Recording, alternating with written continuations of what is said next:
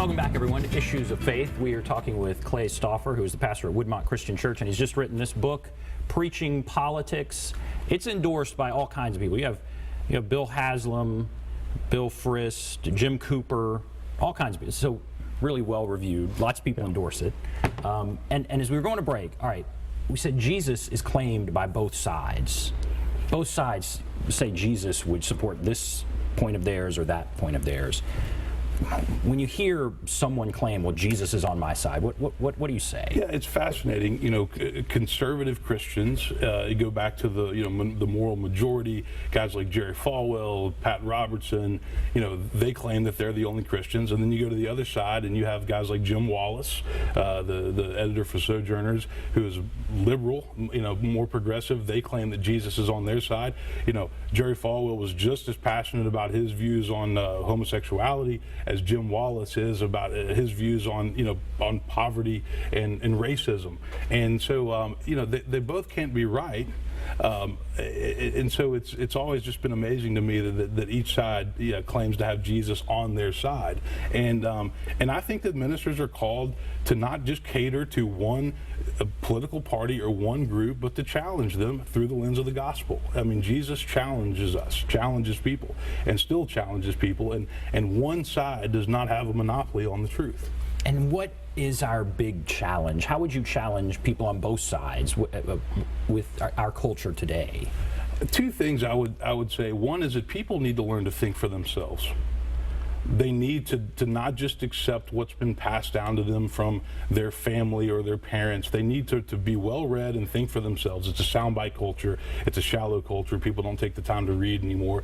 And then the second thing is we need to learn the importance of not demonizing the other side.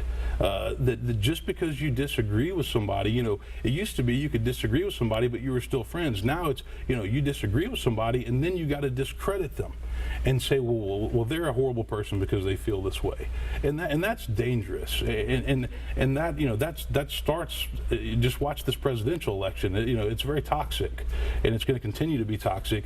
But that comes all the way down to to churches and community groups when people are trying to have civil discussions over difficult issues. We have to focus on the issues and not demonize the people on the opposing side. Do you think it's grown? I mean, what you have are divisive issues where it seems like people don't give 1 inch. If you give 1 inch, then you've lost.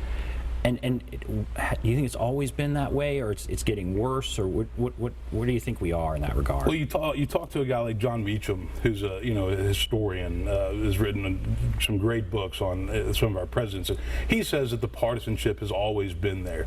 But I would argue that in this day and age of digital media, social media, people will type things on a keyboard and put things on a screen that I don't think they would ever say to somebody's face.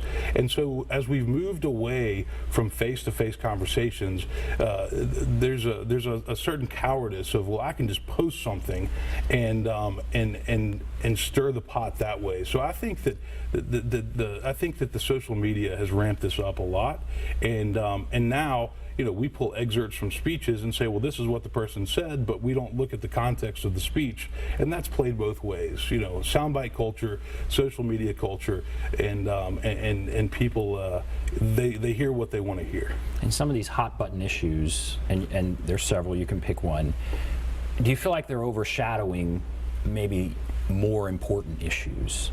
Whether it's our problems with our culture, materialism, whatever it may be, you pick some of these hot button issues that people are so focused on, and all of the oxygen in the room goes toward dealing with those things, right. And we're missing out on some other stuff we should be talking about. Absolutely. I mean, one of them, I talk about this in the intro to the book. The Supreme Court's ruling on same-sex marriage last year. Christians do not agree on that topic. And you can look back throughout the history of Christianity, and whether it's the topic of abortion, whether it's the death penalty, go down the list. But we do get so distracted, and we put so much energy into the one issue that we forget about the gospel mandate to love people, to care for the poor, to show mercy, to show compassion. And what I tell our church is you need to be able to have your beliefs. I'm not going to tell you what to believe on these divisive issues. They're divisive for a reason. People have their convictions, but we cannot put all of our energy and focus into these issues at the expense of things that matter, so much more. And a good question to ask is, why has the church in the West let itself be so preoccupied with issues of sexuality forever, regardless of how you feel about it? Why has that overshadowed everything else? And people have an answer for that question. Well, because this is right, this is wrong, this is how I feel, this is what the Bible says. But the reality is we've let certain issues get in the way of building community and focusing on the things that Jesus told us to do if you're a Christian. And I think that is a problem. And a lot of people, frankly, stay away from the church and they stay away from Christianity because they don't want to be a part of the fight. And it doesn't mean that they feel one way or the other. They just say, why do I want to come and join your family fight? That doesn't look like fun to me. And so I think that the church does need to really ask the question, why do we get so riled up over this issue or this issue? Yes, people have beliefs. Yes, there's scripture that addresses it. But if we let it overshadow lots of other things, I think it becomes a problem. And so when you talk about, I think you're right. I think people are turned off sometimes about church because it seems overwhelming, and there may be some fight, and it's just like on Sunday I don't want to get into that, and so that turns people off on church. So then again, you have some pastors who say, I'm staying away from politics. But you're saying in this book, no, don't do that. Well, I'm saying be very careful. Stanley Hauerwas is a guy that I did a lot of research on. He's a retired ethicist at Duke. He's probably most well known for his stance on pacifism, which is controversial, especially in the day and age where you have groups like ISIS. But Hauerwas had a great quote that I've used before. He said, the church should get involved in politics the same way that porcupines make love, and that is very, very carefully. There is a place to talk about this, but it's not getting up in the pulpit and saying, this is who you vote for, this is what you're called to do. There's a way to talk about the issues through the lens of Christ. But I think ministers need to be very careful. And I think the reason some people choose to stay away is because, it can be dangerous ground. And they don't know how to do that without offending somebody. But these are the issues that matter to people. And when you talk about American dream or American nightmare in the book, what are you talking about there? I was thinking back to the financial crisis of 2008 and 9, and when the banks went belly up and people's 401ks were cut in half. What people found is that their accumulated wealth and all the things that they think give them security can go away very quickly. And so one of the things that I address in the book is the subject of materialism. Friedrich Nietzsche once said that in the West, he predicted that one day money would replace God. And those words are haunting because for a lot of people, money is a god. They worship money and all the things that money can buy.